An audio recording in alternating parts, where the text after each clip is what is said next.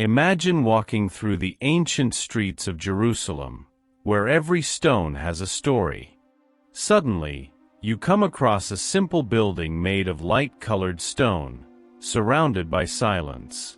There are no crowds, no storefronts, just an iron gate and a quiet garden. You've just arrived at the Church of St. Anne. But what this place hides goes far beyond appearances.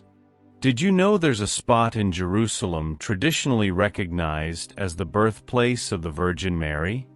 Yes, right here. This is where that centuries-old story begins. The Church of St. Anne was built in the 12th century by the Crusaders, not to impress with gold and stained glass, but to protect a sacred secret.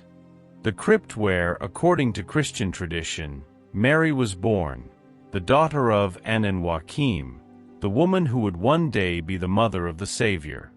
This is one of the few Christian sites in Jerusalem that survived invasions and destruction untouched. Why?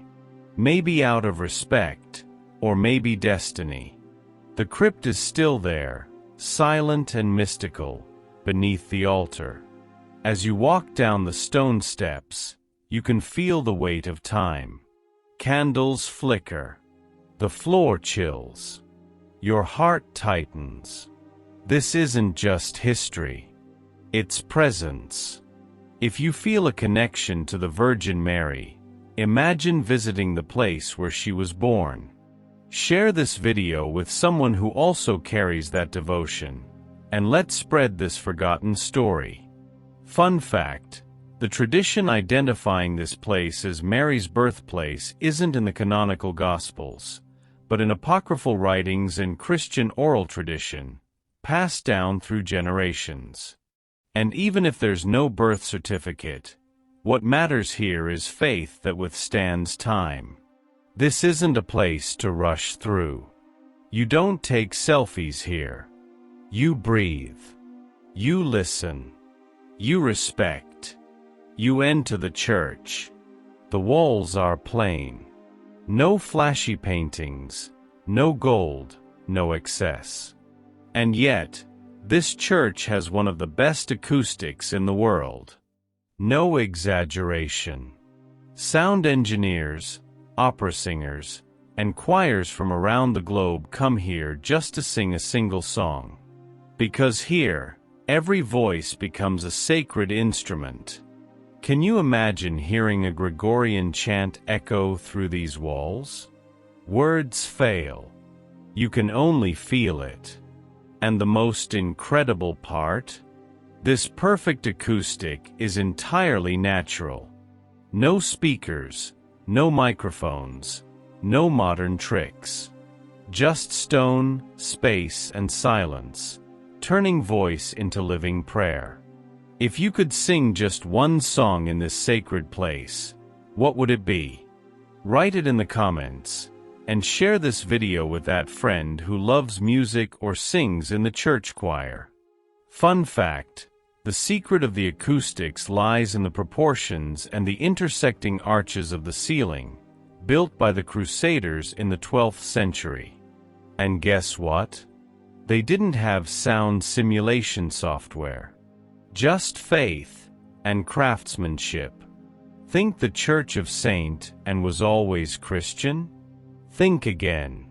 The ground it stands on has quite a history. Long before any Crusader dreamed of building a church, this place was already sacred to the Romans. In the 1st century, there was a temple here dedicated to Asclepius, the Greek god of healing, known as Aesculapius in Roman mythology. That's right next to the famous Pool of Bethesda, believed to have healing powers in its waters. So, this patch of land was seen as a place of miracles long before Christianity. And it doesn't end there. Centuries later, in 1187, after the Muslim conquest of Jerusalem, Saladin, the great Islamic leader, gave the Crusader-built church a new purpose. He turned it into a madrasa, an Islamic theological school. Then in 1856, the Ottoman Sultan gifted the building to France as a token of gratitude for its help in the Crimean War. France restored it and returned it to Christian use, placing it under the care of the White Fathers, who are still there today. This church isn't just a structure, it's a living archive of coexistence between religions.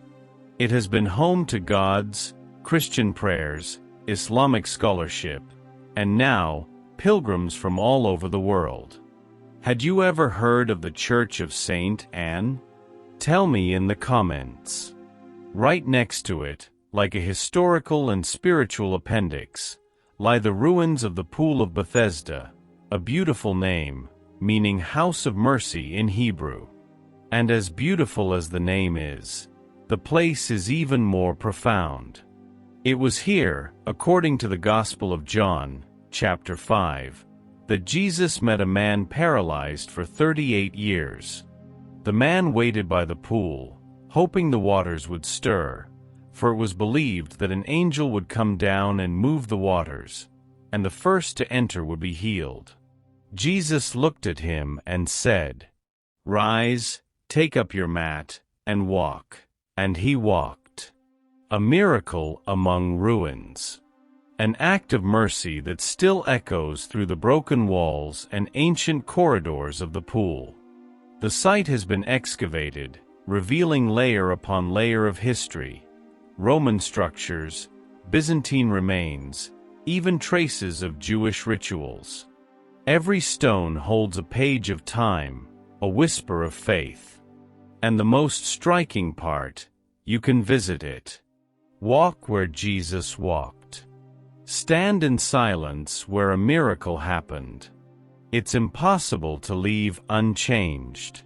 Fun fact, for a long time, skeptics said the pool was just symbolic, Bible stuff. But modern archaeology confirmed it. The Pool of Bethesda existed exactly as described in the Gospel. 2 pools, 5 porticos. It's there, beneath Jerusalem's soil, for anyone who wants to see.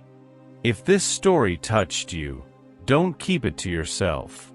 Like it, share it, and send it to someone who needs a miracle today. Because sometimes, the first step to healing is discovering true faith. The Church of Saint Anne isn't grand like the Church of the Holy Sepulchre. It doesn't draw crowds like the Western Wall.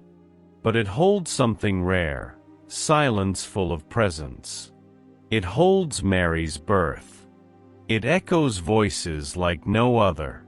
It has been pagan, Muslim, and now Christian, a living portrait of Jerusalem's resilience through wars, time, and forgetfulness.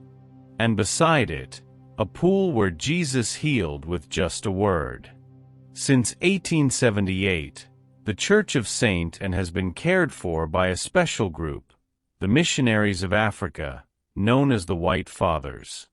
And before you picture an army of old men in robes, let me tell you, these men are a living force in the Holy Land. They're called white because of their habit, inspired by traditional North African garments, where their mission began. But don't be fooled, their work goes far beyond clothing. They are guardians of peace, dialogue, and Christian history in one of the most contested places on earth. And the most beautiful thing? They're not just there to watch over the church. They open its doors for spiritual retreats, Bible studies, interfaith gatherings, and even reconciliation programs for communities in conflict. That's right, in Jerusalem, one of the world's most complex cities, these priests hold up the torch of peaceful coexistence with humility and strength.